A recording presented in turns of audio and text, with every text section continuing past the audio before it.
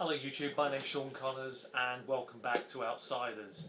Today we're going to be talking about handouts, what they can do for your game, how they can enhance it. This isn't really a DM's tips program, this is just all about handouts. All about the props that we use, really. To be honest with you, it's been a program I've been looking forward to doing, and one of the characters out there asked me about it, and I thought now was the right time to actually talk about handouts. I'm going to try and cover off in 10 minutes some stuff I've done, some stuff I've borrowed, some stuff I've stole. Whatever it takes to make a good game. First thing is I have a huge library of role-playing books. If I'm being honest, the library is approaching 20,000 items. It's a monster of a place. I can't do it justice in a video, it would take months. It's a library of stuff. It's a resource. I'm like a nutty professor, I can just reach into the resource, find something, adapt it, change it. The beautiful thing about computers these days is you can take someone's map out of a book, adapt it to how you see fit, add pieces of your own on them, bang, you've got yourself a fantastic collection of handouts. Here's one I've bought. So this particular one comes out of here. It's a scroll tube, but a great map handout.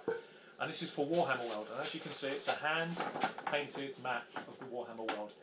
Very colour realistic, very gritty, grainy, but beautiful. Hopefully it does justice to it. But it looks the part. You put a few gem dice on top of that, you got yourself a winner. And it looks so nice. Not easy to find, but things like that are out there. Use whatever inspiration you can. Here's a few that I've created. So just some simple monsters that I've sort of nicked and created. A few simple characters for the game. Again, hopefully doing justice. So a picture paints 1,000 words. We talked the other day about a particular lady who's become quite synonymous with recent games. I shall do a small part of her voice. Answers on a postcard. Oh, even bears need hugs, my dearie. So, Mother Grimm. So, you know, you've got lots of little things you can use and utilise. Again, the old tea staining technique here. I've taken a map, tea stained it up a little bit, used a little black mark around the edges. This is one of my early works, so you can see what it used to be like. It's a little bit hickledy-pickledy, but it illustrates the process, really. Then you've got some classics. This is old school stuff. This is an absolute gem of an item, this is one of those uniquities. I'm just going to show you. This is Ravenscrag. It used to be a Judges Guild module. I don't even know whether you're going to get justice for it, but you can see the picture here. Now look at the scale of the castle. I'm going to flick that over and again try and do justice. It's absolutely awesome, and they've done that on several maps. They've broken every single level down. So you've got the basement level, you've got the second level, you've got everything you can think of broken down. You've got graph paper, a lot. This is old school DMing, but these are beautiful. This has been the inspiration for other stuff that I've recently done. At some point I'm going to convert those maps into an idea. Another thing you can do is take standard tiles, like these guys, and just photocopy them. Just put them through your scanner, scan them in.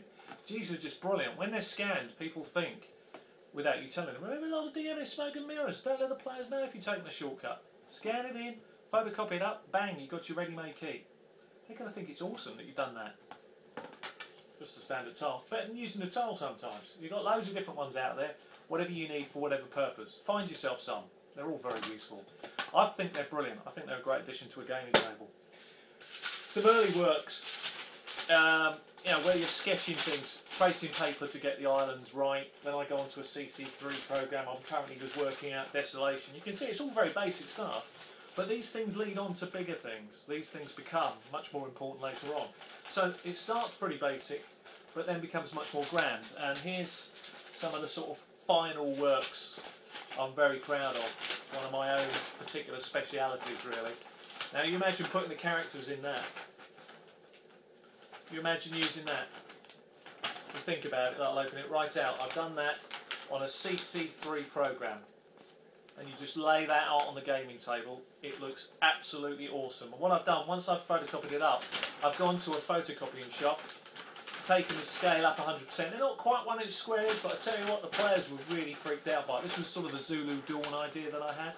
Just gives you an idea what you can achieve. That is just simple tracing paper. If I wanted to go another step further and cut out some bits, I could take that right out and just pop that on the table. I mean, you can't get better than that. You really can't. It goes back, my love affair with handouts goes back to a very early resource. I'm going to try and pull a few things out here.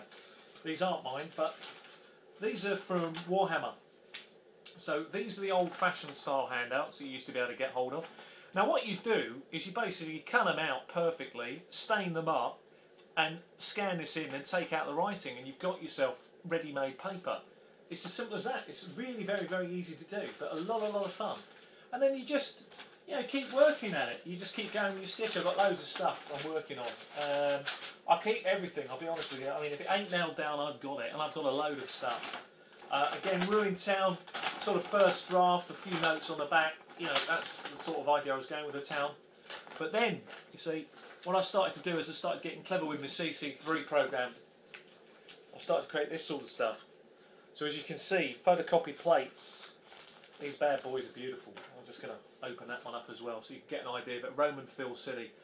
Just a simple colour plate. Absolutely love it. Nicknamed it the Urban Adventure. It's beautiful. So anyway, that's all about handouts, okay? You can't have enough of them. Get whatever you can. Beg, borrow, steal it. Books, library, get yourself some old stuff off eBay. Any of the classic modules are brilliant. They've got great bits in them. Warhammer, first edition stuff. Don't know too much about the third in terms of the way they've adapted it, but the handouts for that was classic. All black and white stuff that you can adapt and easily use. It's a winner. Keep your notes, keep it filed. There's always something you're going to be able to use later on. And then when you do that, you'll have hundreds of ideas. Now, you don't have to be particularly clever at all. Yeah, you don't have to be clever. What I did, you may recall, this is my first piece of work. So this is Sarah Arafel. I just stuck some pictures together on it.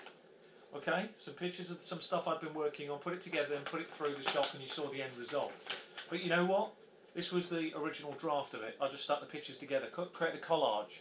You can do the same. It's not that difficult. If you then blow it up to the large size, printing places will do that for you like you've seen. It's magnificent. And that is handouts. You can't have enough of them. There are tips. If you follow the MAP program about how to stain a handout, it's brilliant. If you want to add more detail on it, I'm actually currently working on an idea where the handout is integral to the entire story that I want to run. And I want that handout to have a very, very secret thing about it. So it's a handout with information on it.